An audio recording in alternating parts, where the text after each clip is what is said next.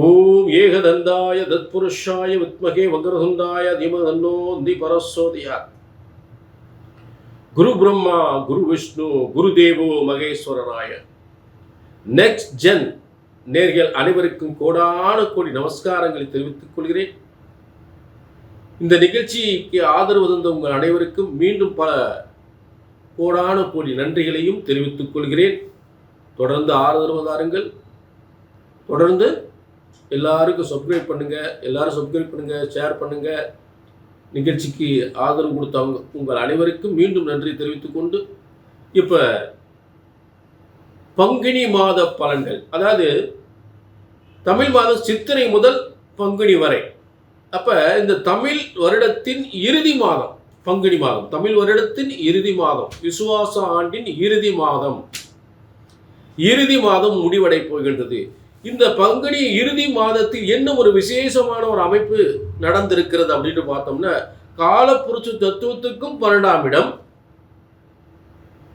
தமிழ் வருடத்திற்கும் இறுதி மாதம் 12ஆம் மாதம் ஆக இரண்டும் இணைந்து அங்கே சனி பெயர்ச்சி ஆயிருக்கின்றது மீனராசியில். காலப்புருஷ தத்துவத்துக்கும் 12ஆம் இடம் மீனராசி. ஆக தமிழ் வருடத்திலும் 12வது மாதம் அந்த மீனராசி. இந்த இரண்டு விதமான அமைப்புகளில் அங்கே அந்த மீனராசியில் இந்த பங்குனி மாதத்தில் சனி பகவான் அங்கே பெயர்ச்சி அடைந்திருப்பதுதான் அதற்குரிய சிறந்த பலன்கள். சித்தர்கள் முனிவர்கள் சொன்ன முறைப்படி இங்கே உங்களுக்கு பலன்கள் வழங்கப்படுகின்றன.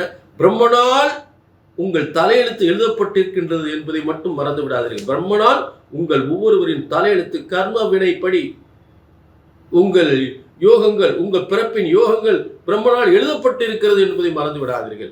ஆக ஜோதிட சாஸ்திரம் பிரம்மனால் படைக்கப்பட்டது.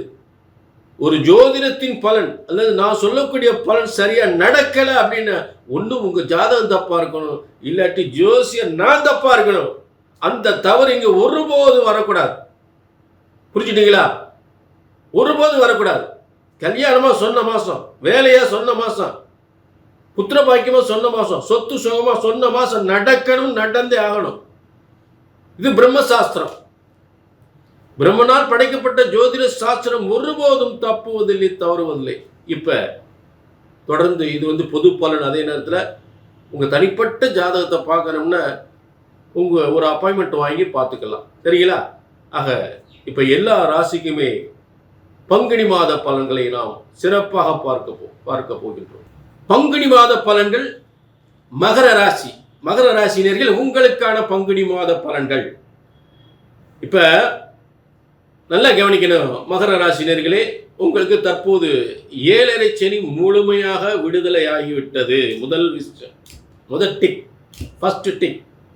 அடுத்து இந்த பங்குனி மாதத்தில் என்ன விசேஷம் அப்படின்னு பார்த்தோம்னா, நல்ல கவனிங்க. உங்களுக்கு அதாவது 4-11 4-11 செவ்வாய்,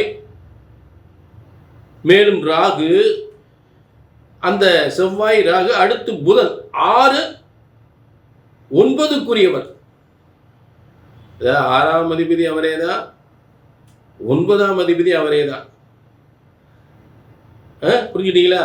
ஆக 6-9 சுக்கிரன், அதாவது புதன்.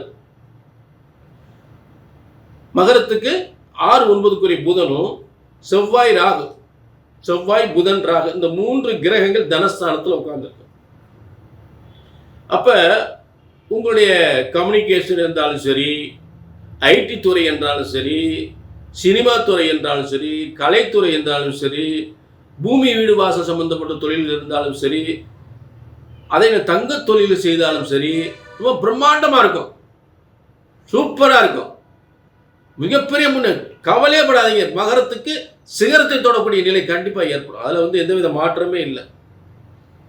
மகரம் சிகரம் தான். இப்ப அதுல எந்த மாற்றம்? ஏன்னா உங்களுக்கு முழுமையா 7.5 சனி விடுதலை ஆகி அவர் போய் சனி பகவான் 3ஆம் இடத்துக்கு போயிட்டார். முயற்சிகள் வெற்றி, எண்ணங்கள் வெற்றி, முயற்சிகள் வெற்றி, காரிய வெற்றி, பதவியில் வெற்றி, செல்வத்தில் வெற்றி. வரலன்னு நினைக்காதீங்க, வந்தே தீரணும். நான் சொன்னது போல நடந்தே ஆகணும். என உங்களுக்கு அந்த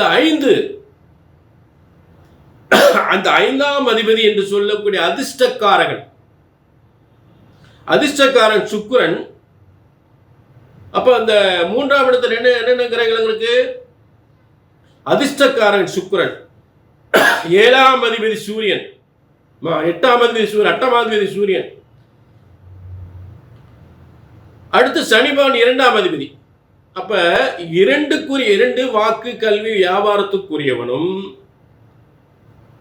ஐந்தாம் அதிபதி சுக்கிரனோடு சேர்ந்து அந்த கல்வியின் மூலம் பதவியின் மூலம் அதிர்ஷ்டத்தை உருவாக்குகிறான், பதவியை உருவாக்குகிறான்.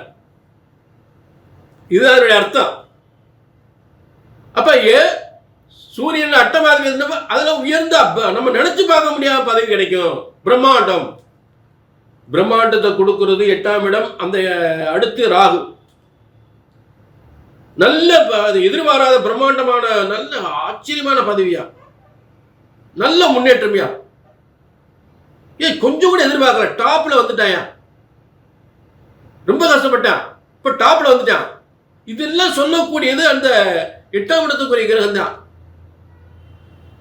புரிஞ்சுட்டீங்களா? அப்படிப்பட்ட சூரியன் உச்சம் பெற்ற சுக்கிரனோடு இணையும் போது இந்த இது கண்டிப்பா நடக்கும். புரிஞ்சுட்டீங்களா? அடுத்து உங்க இரண்டாம் அதிபதி சனி பகவான் வாக்கு கல்விக்குரியவன் அங்க உட்கார்ந்துருக்காரு. சுக்கிரன் உங்களுக்கு 5, 9க்குரியவன். புரிஞ்சுட்டீங்களா? ஆக இப்படிப்பட்ட கிரக அமைப்புகளை உங்க வாழ்க்கையில ரொம்ப பிரம்மாண்டமா ஆகப்போகுது. 5-10 சுக்கிரன் 5-10க்குரியவர். 9ஆம் அதிபதி தான் உங்களுக்கு புதன் ஆயிடுறாரு. புதன் தான் 2ஆம் இடத்துல இருக்கிறார். புதன் 6ஆம் அதிபதி ஆகி 9ஆம் அதிபதி ஆகி பாக்கியாதிபதி. இந்த பாக்கியாதிபதினு சொல்லக்கூடியவன் முதல் செவ்வாயோடு சேர்ந்திருக்கார். 4-11க்குரிய செவ்வாயோடு சேர்ந்து உட்கார்ந்துருக்கார்.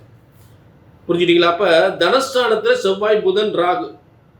அப்ப கல்வி, வியாபாரம், எந்த ஒரு துறையிலும் வெற்றி பெறக்கூடிய நிலை, ஆச்சரியப்படக்கூடிய முன்னேற்றம் ஏற்படுத்தக்கூடிய நிலை, இதெல்லாம் சிறப்பாக இருக்கு. அதில் எந்தவித மாற்றமே இல்லை. புரிஞ்சுட்டீங்களா? மேலும் உங்களுக்கு அந்த மகரத்துக்கு 6ஆம் இடத்துல குரு இருந்து உங்கள் 2ஆம் இடத்தை பார்த்துக்கிட்டே இருக்கும். 2ஆம் இடத்துல இருக்கக்கூடிய செவ்வாய், புதனையும், ராகையும் பார்க்கக்கூடியது. அப்போ உங்களுக்கு நீங்கள் நினைக்க காரியங்கள், நினைக்கிற வியாபாரம் வந்தாலும் சரி, எந்த ஒரு கல்வியாக இருந்தாலும் சரி, எந்த ஒரு வியாபாரம் வந்தாலும் சரி, எந்த ஒரு பதவியாக இருந்தாலும் சரி, அதெல்லாம் ரொம்ப நினைச்சதெல்லாம் நடக்கக்கூடிய ஒரு மிகப்பெரிய முன்னேற்றத்தை ஏற்படுத்தும். அதில் மாற்றமே கிடையாது. புரிஞ்சுட்டீங்களா? 6ஆம் இடத்துல அதிகாரத்துவம் வாய்ந்த உத்தியோகம் தருவதிலும் நிர்வாகத்தை கொடுப்பதிலும்